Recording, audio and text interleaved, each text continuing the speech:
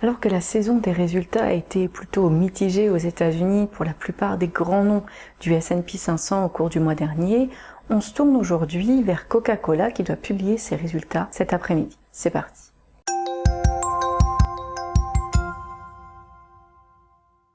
La société de boissons gazeuses basée à Atlanta, Coca-Cola, dont les marques comprennent par exemple Dasani, Fanta et sa fameuse boisson du même nom, le Coca-Cola, a dû augmenter les prix de ses produits pour lutter contre l'inflation. Mais en contrepartie, les clients se sont rabattus sur des boissons plus petites ou sur des produits développés par certains rivaux qui vendent des boissons moins chères.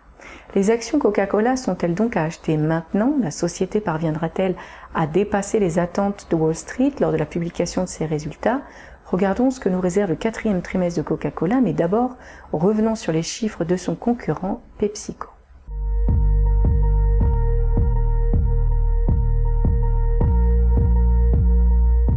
Pour PepsiCo, le principal concurrent de Coca-Cola, les recettes et les bénéfices du trimestre annoncé la semaine dernière ont dépassé les estimations de Wall Street, en partie grâce au fait que l'entreprise a pu augmenter le prix de ses produits alimentaires et ses boissons sans pour autant affecter grandement la demande.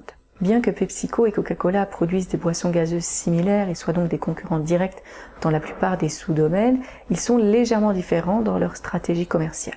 PepsiCo commercialise également une grande variété de produits alimentaires emballés et rapides à manger qui sont généralement à un prix attractif dans des conditions économiques difficiles, ce qui aura nécessairement un impact positif sur ses bénéfices à un moment où bien beaucoup de personnes ont du mal à joindre les deux bouts et à faire face à l'inflation qui grignote entre guillemets le pouvoir d'achat des ménages, notamment aux États-Unis.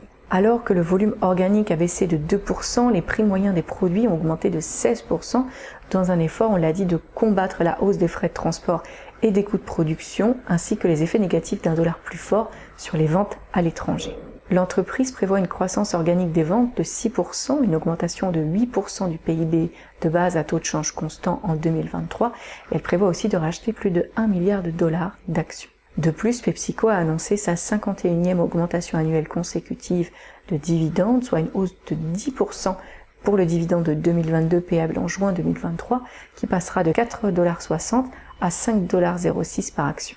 Au niveau de son cours de bourse, PepsiCo est en hausse de 6% sur un an, mais presque 10$ en dessous de son plus haut historique. Pour les analystes professionnels, Barclays a réitéré son option positive sur le titre hier en augmentant son objectif de prix de 187$ à 197$.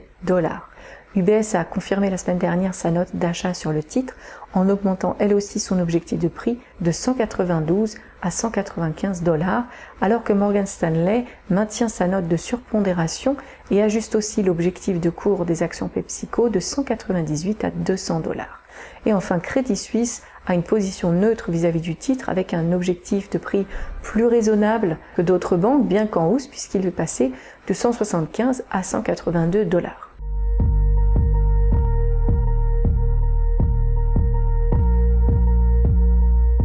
En dépit du fait que le rythme de l'inflation et la force du dollar américain ont eu des effets négatifs importants sur la performance de certaines des entreprises internationales américaines qui ont publié leurs chiffres récemment, le troisième trimestre de Coca-Cola a été positif. Le bénéfice par action de 0,69$ a dépassé les attentes de Wall Street, qui prévoyait un BPS à 0,64$, et le chiffre d'affaires a été légèrement supérieur aux prévisions à 11,06 milliards de dollars contre 10,52 milliards de dollars attendus. Lors de la publication des chiffres du T3, la société a relevé ses prévisions concernant le bénéfice par action ajusté et la croissance organique du chiffre d'affaires pour l'année 2022, tout en mettant en garde bien sûr contre les effets de la hausse des prix et la volatilité pour 2023. Donc Coca-Cola s'attend à une croissance du bénéfice par action ajusté de 6 à 7% en 2022 contre 5 à 6% précédemment attendu, tandis que la croissance organique du chiffre d'affaires devrait bondir de 14 à 15% comparativement à 12 à 13% précédemment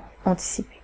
Selon les recherches du site investing.com, le bénéfice trimestriel de Coca-Cola au T4 devrait s'élever à 0,45$ par action avec des revenus à 10,01 milliards de dollars.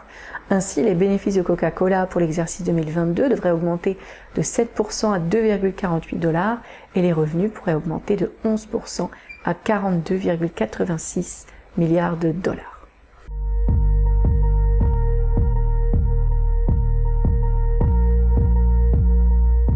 Les résultats du troisième trimestre et du quatrième trimestre montrent la résilience des fabricants de produits alimentaires emballés, en particulier aux États-Unis, et ceux qui produisent aussi des boissons, alors que les consommateurs privilégient notamment les dépenses pour plutôt manger à la maison que manger au restaurant. Coca-Cola est heureusement aidé par la grande disponibilité de ses produits, plusieurs marques et la forte notoriété de l'entreprise. De plus, son plan de lancement de bouteilles plus petites et de multipacks dans un contexte de réduction des dépenses discrétionnaires devrait favoriser la croissance du chiffre d'affaires au prochain trimestre. Le PDG de Coca-Cola a souligné en octobre dernier que la société allait encore augmenter ses prix dans les régions où les dépenses augmentent. Il a également suggéré que la société était préparée à une récession en investissant notamment dans des emballages plus petits et moins coûteux, mais que dans tous les cas, les produits Coca-Cola ont traditionnellement été parmi les derniers à remarquer une baisse de la demande pendant les périodes de récession, ce qui fait de l'action Coca-Cola pour certains une sorte de valeur défensive.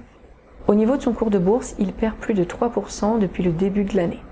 Au niveau des analystes professionnels, Goldman Sachs conserve son opinion neutre et relève légèrement le prix cible de 61 à 62 $ début février, alors qu'UBS est toujours à l'achat et relève son prix de 68 à 70 $.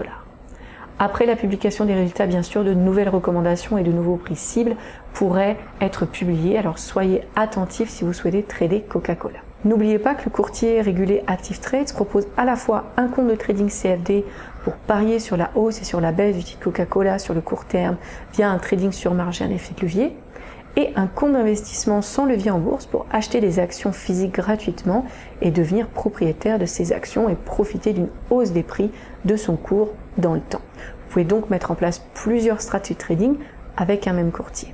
Merci à tous d'avoir regardé cette vidéo jusqu'au bout. Je vous retrouve bientôt sur la chaîne du trading. Bonne journée à tous.